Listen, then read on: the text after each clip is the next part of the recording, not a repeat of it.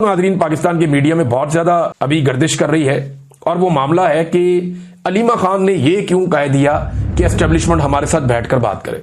पाकिस्तान के मीडिया में इसको ऐसे पोर्ट्रे किया जा रहा है कि जैसे अलीमा खान या इमरान खान इस वक्त डील के लिए गिड़गिड़ा रहे हैं, जैसा कि ऐसा लगता है कि शायद वो डील के लिए बहुत ज्यादा जोर लगा रहे हैं। पाकिस्तान का मीडिया यूं पोर्ट्रे कर रहा है सारे मामले को। इसके ऊपर कहने जी अब तो उन्होंने एस्टेब्लिशमेंट को कह दिया, इसके पीछे अंदर की बात क्या है। पहले पूरा स्टेटमेंट सुने, उन्होंने कहा क्या। एक जुमले को पकड़ के ना ये सारे के सारे टाउट्स, सारा का सारा मीडिया ये साबित करने पे लग जाता है कि इमरान खान भी नवाज शरीफ से मुख्तलिफ नहीं है। मसला ये है कि हमारा जितना भी मीडिया है, हमारा जितना भी सिस्टम है, ये नवाज शरीफ और जरदारी साहब का मरहूने मिन्नत है, क्योंकि वो लोग बहुत पैसा खिलाते हैं इन्हें।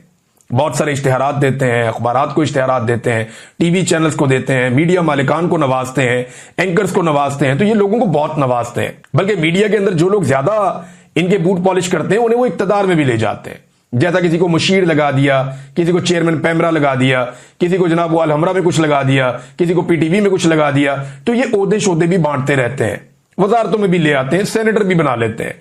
नून लीग और पीपल्स पार्टी की ये पुरानी रवायत है।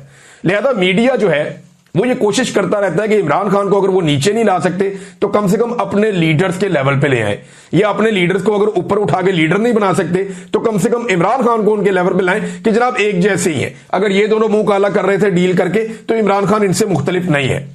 लेकिन पहले आप जनाब इनकी स्टेटमेंट सुने। उन्होंने कहा कि अलीमा खान, उन्होंने कहा हमें धमकियां दी जाती हैं कि इमरान खान को जेल में खत्म कर देंगे, हमें कहा जाता है कि आपकी गाड़ी उलट जाएगी। याद है शहबाज गिल की गाड़ी उलट गई थी एक दफा, और गिल साहब आज भी कहते हैं कि उनकी गाड़ी को प्लानिंग के तहत किसी एक्सपर्ट आदमी ने पीछे से टच करके घुमा के उल्टाया था। वो आज भी यही कहते हैं। इमरान खान को जेल के अंदर खत्म कर देंगे, मगर हम नहीं डर रहे, ये अलीमा खान ने कहा। उन्होंने कहा कि चीफ जस्टिस ने कहा कि गलती हो गई अमले से कि इस हफ्ते केस लिस्ट में नहीं डाला। अंदाजा करें, साबिक वजीर आजम इमरान खान, पाकिस्तान की कोई अदालत के अमले का एक आदमी नहीं है जिसके ज़हन में रोजाना इमरान खान ना आता हो। ये मैं शर्तिया लिख के देता हूं। और अमले ने नाम नहीं डाला इमरान खान का, ये कहानी है ना, और क्या है। बहरहाल अलीमा खान कह रही है जनाब के नाम नहीं डाला। उम्मीद है कि जनाब दोबारा ये केस लगेगा 5 तारीख को, तो हो सकता है इंसाफ मिल जाए इमरान खान साहब को।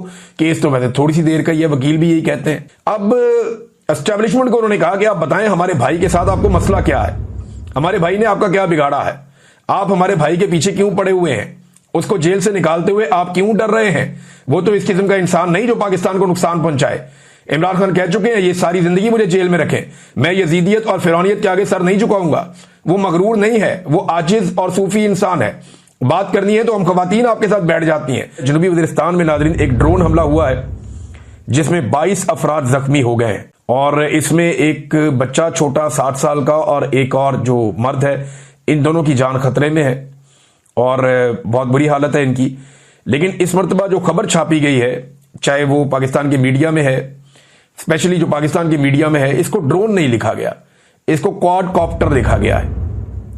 यानी ये जानबूझकर इसको क्वाडकॉप्टर लिखा गया है ताकि ड्रोन के साथ बेइज्जती बहुत होती है ना कि पाकिस्तान में ड्रोन हमला हो गया। ड्रोन हमला पाकिस्तान में बदनाम बहुत है और इसको क्वाडकॉप्टर कहा गया है। तो क्वाडकॉप्टर क्या होता है? क्या ये ड्रोन नहीं होता? ये ड्रोन की एक किस्म है। जैसे एक क्वाडकॉप्टर होता है, एक ट्राइकॉप्टर होता है, एक हेक्साकॉप्टर होता है जिसमें 6 पर होते हैं उसकी अलग अलग सिमत से, और क्वाडकॉप्टर में 4 होते हैं, ट्राइकॉप्टर में 3 होते हैं। अलग अलग तरह के ड्रोन होते हैं। एक्चुअली जो ड्रोन है उसको अनमैन्ड एयरक्राफ्ट कहते हैं, विदाउट पायलट जो उड़ता है। एक ऐसी मशीन जो हवा में उड़ती है बगैर पायलट के, ये मशीन ड्रोन कहलाती है। अब इसके अंदर बाज़-औक़ात कैमरा होते हैं सर्वेलेंस के लिए, बाज़-औक़ात अटैक करने होते हैं, उन्हें मिसाइल दागने होते हैं। तो इसने बम बरसाए हैं पाकिस्तानियों पर। और ये जनूबी वजीरिस्तान के अंदर एक वाकया पेश आया।